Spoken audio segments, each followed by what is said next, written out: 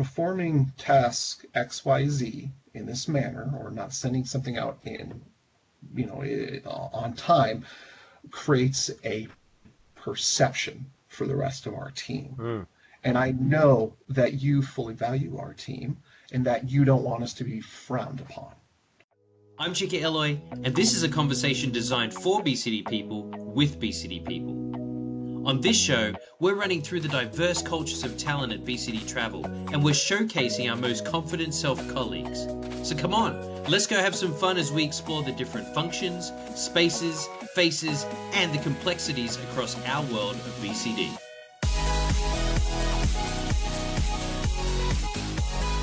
Ladies and gentlemen, boys and girls, it's been a minute since we've been together, but I would love to welcome you back to another edition of A World of BCD. And today, coming in all the way from South Dakota in the United States, please welcome to the podcast, Mr. Tyler Wolf. Tyler, welcome.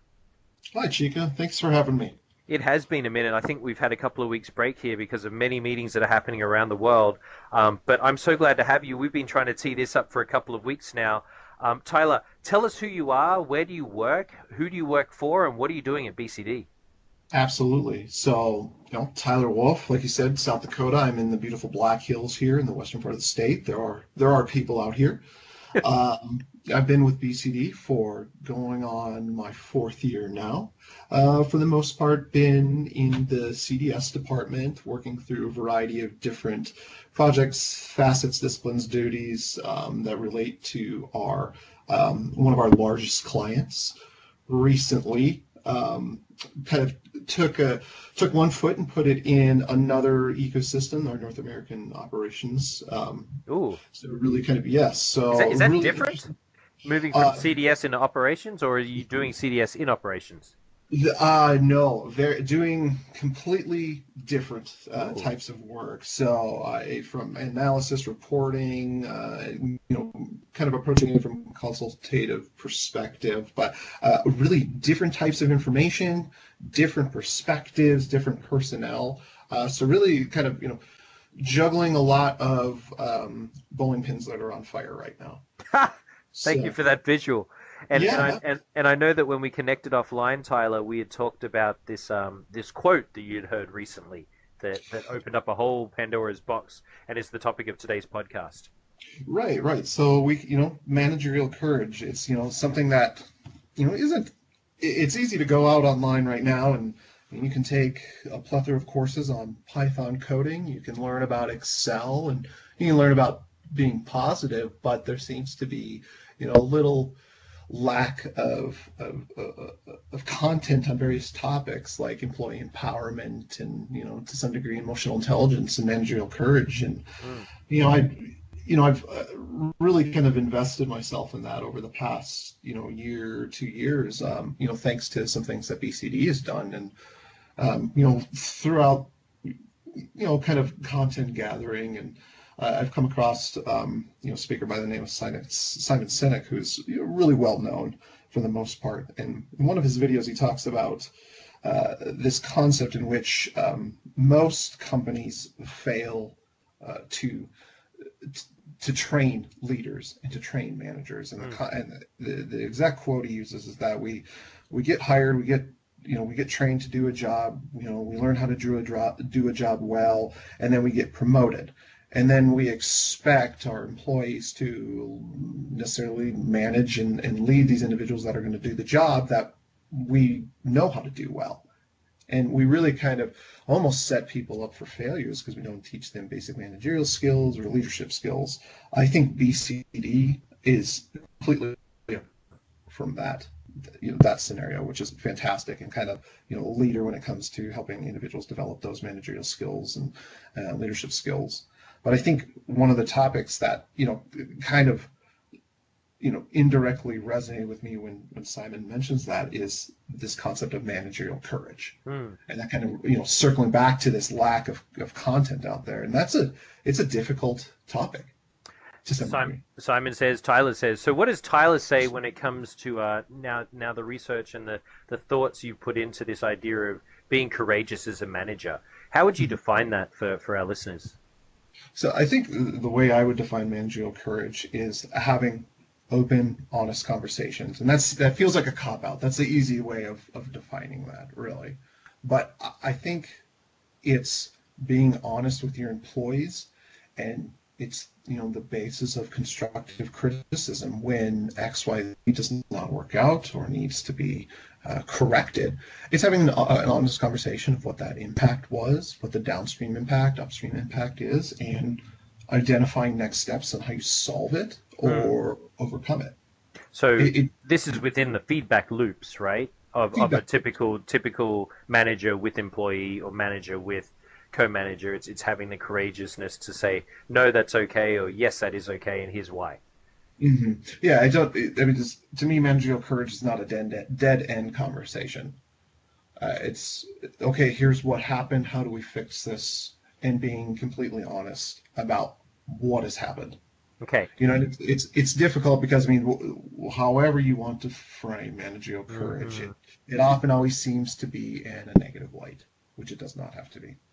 So as you define it as that, and we can get into some examples just down the way on that, what is not managerial courage for you? What's the definition of not having managerial courage? I suppose avoiding confrontation. I think it's managerial courage is taking the easy route. Kind of letting people off, I suppose. Right? Okay, so let's go with the basic manager problem. Pretend that I have an employee that's 10 minutes late. Mm-hmm. You're saying that not having managerial courage would be just to let that go and say, yeah, that's fine. Yeah. Yes. And so managerial courage would then be addressing that and saying, hey, I noticed you're 10 minutes late. I thought we agreed on a time. Here's what I'd like next time. Yep. Yeah, and some of it's a bit of a balance. Is this a one-off instance where traffic was bad, flat tire? Absolutely, life happens. But I think it's when in the scenarios laid out there is the tool, and it's having that conversation with that person to let them know the impacts to the rest of everybody else's workload. Mm-hmm. So, in being honest, and I think I want to state there is it seems that honesty for most people is often interpreted as anger.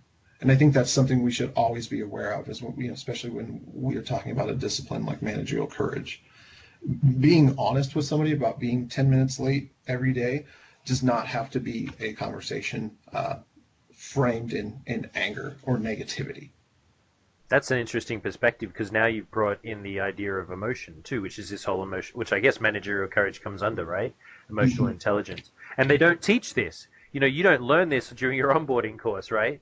We're actually working as a company now to develop a 101 manager training, but this is a deep topic, a really deep topic. So, Tyler, can you give me some examples of where maybe even in your organization or in previous lives you've had both of it happen? A time where you've had to step up and be a manager with courage, and times where perhaps you've either been let go or you've let go people because it was the easy way and not used it. Right. So I'd actually like to talk about a personal example that I had just recently, maybe in middle of March. I was traveling, and I was going to be traveling the week of my children's birthday, my younger children. So I took them to eat. And while we're eating lunch on a Sunday afternoon, there was a conversation taking part behind me that had a lot of undesirable comments and certain words that shall remain off the podcast, right? Okay. And I increasingly became frustrated by this conversation that was taking place, and the little ears that surrounded me. And there was a time where I may have approached this conversation differently, but I realized, through, some of the fortunate classes and conversations I've had with BCD, as well as some of the content that I've consumed through, LinkedIn Learning and, various YouTube channels and so on, is I took a look around and realized that this was having no impact on my children. They were completely oblivious, playing tic-tac-toe. And, as we stood up to leave, and the gentleman looked at me and made a comment, and, had a conversation and just said, hope everything works out. It sounds like it's a rough time, and certainly hope that, everything turns out in your favor. And it completely changed the dynamic and the timbre of the rest of their conversation. You could easily see it on their face. And and that's a personal example that I just kind of wanted to relay. Is I think, to me, right then and there, I could understand this concept of managerial courage in a professional capacity, is really changing the tone of the conversation to let them know, doesn't have to be confrontation, doesn't have to be negative. There can be a positive spin on it. When it comes down to this, the professional, the business aspect of it, I kind of approach it in the same manner, I guess, as that personal scenario that happened, in which you assess the situation, get a control of your nerves, your emotions, and think about it logically, in a human manner, right? Human and emotions. I don't equate the two in some capacity. I think most would, but I think you can let people know, as I've done with a previous employee, by letting them know that performing task XYZ in this manner, or not sending something out on time, creates a perception for the rest of our team. And I know that you fully value our team and that you don't want us to be frowned upon. So we kind of took something negative that was happening and really let them know how this impacts the rest of us, and kind of framed it in a positive light, so to speak. So this individual understood that their actions impact us from perception. It's really clean. It's really clean, Tyler. And I think you bring up a really interesting piece there when you're starting to talk about team, because I know that as BCD continues to develop and expand, a lot of our teams are moving virtual. So maybe walk us through, the difference in your experience between managerial courage in an office and managerial courage, or lack thereof, in a virtual team. Yeah, it's an interesting concept. I mean, and definitely something that BCD is undergoing and has been undergoing. I can't remember. I thought I heard a statistic recently where 3.5 million Americans now work remotely, and they expect that to double within the next 5 years. I think when you talk about managing in the office or virtually, there is a notion of trust, or setting expectations, I guess. When I work from home and I have, my employees that are scattered across the states, I can't peek in their office door and see what they're doing. Really, I have to set expectations. I have to have the courage. You can only look at the red dot or the green dot on Skype. Yeah. And most of the time that's subjective. And so, it's, I guess, the managerial courage piece is setting expectations, having a conversation about, there's process A that, used to take about 20, 30 minutes. Why does it take you 2 hours?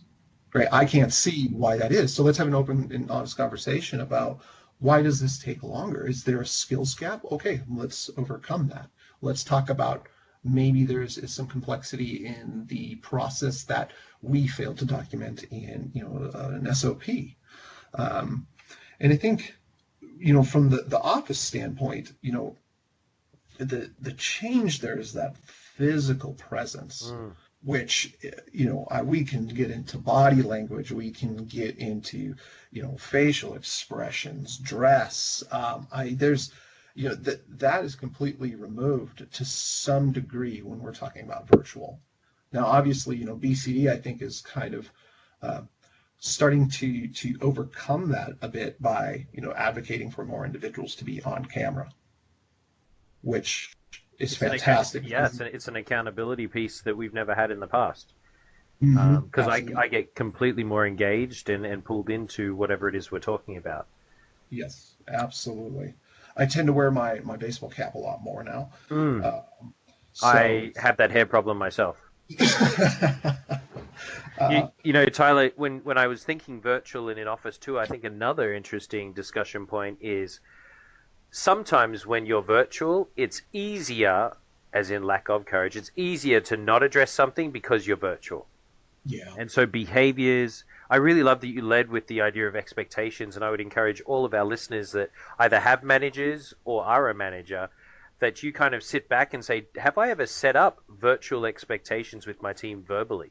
And or as a team, have we made a set of commitments that says, on Friday, we understand it's a Friday, but we expect you to be available, because that's just how we operate as our mini team. I don't know that I've ever had that explained to me. How do you operate? And we have a massive virtual. We've in fact got almost 70% of the US, and I know we've got several other regions now that are expanding their virtual workforces as well. Mm-hmm. And I guess, I have never had that explained to me, and I have to have the courage to say, I have never explained that to my employees. And so it's an interesting concept. I think, maybe if we want to break it down into an office perspective, I think for the, most of us started in an office. We learned about functioning in an office, how to behave in an office, and then we went online. And that type of environment is not directly communicated. And I think for the most part, a lot of people are still figuring that out. Yeah. It depends on the industry and culture of a business. But I think as a team, like you said, I think our managers, we can communicate our expectations, right? I don't mind if, you leave 15 minutes early as long as your work's done and it's quality work. Right. That's an expectation piece. And that's your rule as a manager, Yeah. And I think as an employee, if I've had another manager that had one set of expectations and now I'm learning yours because you've never completely communicated with them, I also have now another opportunity, if I can pivot for a second, Tyler, through this new tool called Peakon, where I can communicate with you my feedback, and you have to have the courage, one, to look at it and see that it's feedback, and two, whether you choose to act on it or not, that's courageous. Mm-hmm. Well, and the Peakon tool is fantastic, and I love the anonymity of it. Yes. And I think that's, we, as a company, I think have really embraced that. And I would just encourage anybody else that has that opportunity is put your comments in. Relay feedback to your managers. I mean, it's an open, anonymous channel, and that difficulty is removed. So. No, and thank you for the shout out there, Tyler. I know that the business is seeing this more and more as a business tool, and leaders are very much stepping into the and embracing the feedback as much as it's coming in. Tyler, if we could take two steps back here and come back towards the earlier definition of managerial courage, could we maybe walk through, if I was to make up here on the spot a couple of scenarios, could you walk us through how, through your study, you would expect a decent manager to use the managerial courage in a situation? Let's start with a non-work example. It's actually quite real because it happened to me yesterday, and I'd love to hear your breakdown of this as a father as well. So I've just started my work day, and I've got two pretty important work calls going on, and it's about 8:45 in the morning, and my phone starts to blow up. And it's my daughter, who says that she's left her lunchbox on the table upstairs. Could I run it down to school later this morning? Run me through, as a manager of children, Yeah. what would be a way to breathe through that and be courageous? Because I'm sure that this happens in the workplace. Similar example, different story. Yeah, it's depending on what type of parent you are, you understand that kids are relentless. So there's nothing, you don't get away with anything, especially if they have their own expectations of you. I think, when we talk about courage, I guess, and in some ways, I think this is related from a parenting to a business manager perspective, is, correcting the behavior and say, is this the first instance that the lunchbox has been forgotten? Is it the second? It third, was very fourth? first. All A student, very first Very time. first. Yep. Very first. Important calls. I mean, obviously, in this sense, BCD, is one thing. If I could break for a minute from the scenarios, one thing I fully cherish about BCD is the culture and the kind of this perception we place on the balance between work and life, like the alignment. So I think they're pretty accepting. So so coming back to this, I think family. This is obviously, our children need to eat. So unfortunately, we may have to change some calls and run the lunchbox down. If it's something that's happened maybe a couple times, then there's some learning moments as a parent to teach the children about the impact that this has to that, me as a parent, but also has an impact to them as at some point they're not going to eat. I mean, that's me, Yes. so they need to just understand the expectations of, maybe it's every morning we get everything together in a backpack in an area. So we create some sort of mnemonic device so they know they have to grab something. And then, they need to take some sort of responsibility, even though they're just a small child. And that's exactly what I was leaning in on there, because Tyler, the conversation as a manager there, a manager of people, it would have been easy for me or anyone to explode and say, absolutely not, go and starve. But I love how you just labeled, and I think that this is what I wanted to break down in the conversation here. You labeled, I'll take the action, I may swoop in and save now, but there's going to be a learning moment later. Yeah. And I think that any manager can relate to that yes, work's got to get done, so sometimes your people may not fulfill it, and you may have to swoop in as a manager and save in the moment, but unless you have the courage to have that learning moment after, we're never going to change that behavior. So right. I had several, on the back end, I had several conversations. Am I enabling her by taking this up? Am I saving her by taking this up? Will she do this again because daddy's just going to come to the rescue? Or, no, we had an actual family meeting last night, a 45-minute conversation around, so this is the impact that small decision had for you. Now, background to that is she was on her phone, so she got distracted when the bus came, so she just ran out. If she wasn't on the phone, we could get into that. But yes, right. I love the idea of the learning moments. That's very key in courageous managing. Mm-hmm. What about, here's a final scenario, Tyler, and then we can wrap this up. What about the colleague that comes to you to talk about another colleague that's managing them, and that other colleague not being as good a manager as you are, Tyler? How would you use managerial courage in that perspective? So a colleague that comes to me to pretty much vent about another manager. Correct. Who is your other colleague? Right. It's, right off the bat, the old adage of a rising tide raises all ships comes to mind.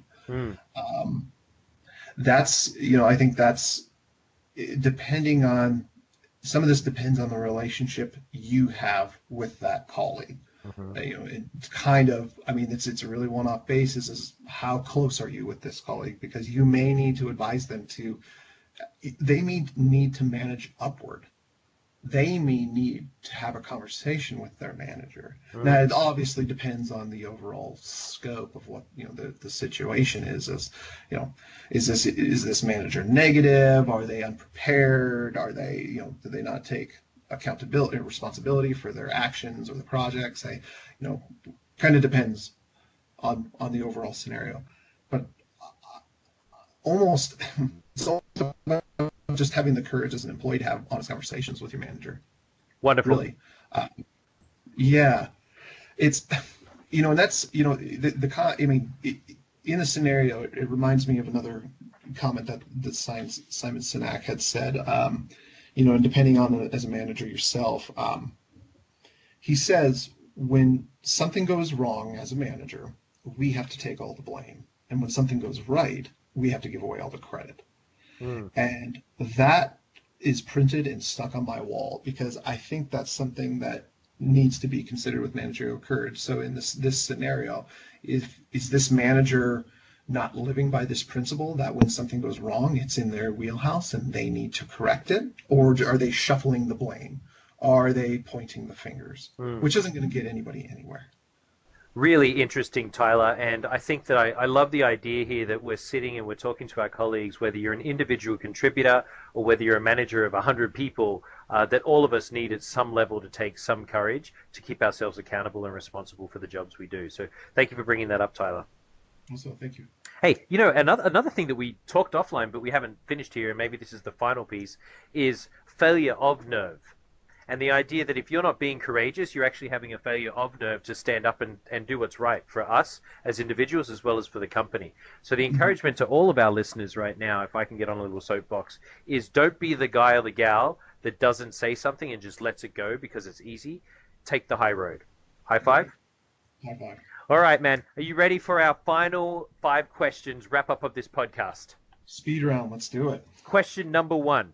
Tyler, if you were in a band, what instrument and or role would you be playing? Oh, I've always wanted to play drums. Would they be the walking hand drums or like a full drum set that's sitting on the float? Full drums, spinny cage, Tommy Lee style. Prestige worldwide. All right, question number 2. Can you or can you not erect a tent? Yes, I can. Question number 3. Do you suck or do you bite lollipops? Suck. How do you say chupa chumps? Do you know that European lollipop? How do you say it? Do you say chupa chups? Chupa chops, yeah. Okay, good. Question number 4. Have you or have you not ever used the yellow pages, and can you let us know when the last time was? Oh, I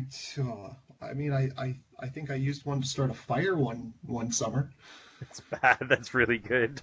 All right, Tyler. And then the final question, we always wrap up our podcast with, what's the favorite part for you about working at BCD? It's the people. It's so cliche, but we have such wonderful people from various cultures, parts of the world, and I swear everybody's always smiling when you get them on the phone. Tyler, we appreciate you being with us today. Good luck with your toe dipping into operations from the CDS world, and thanks for bringing managerial courage to the forefront. Thank you for having me.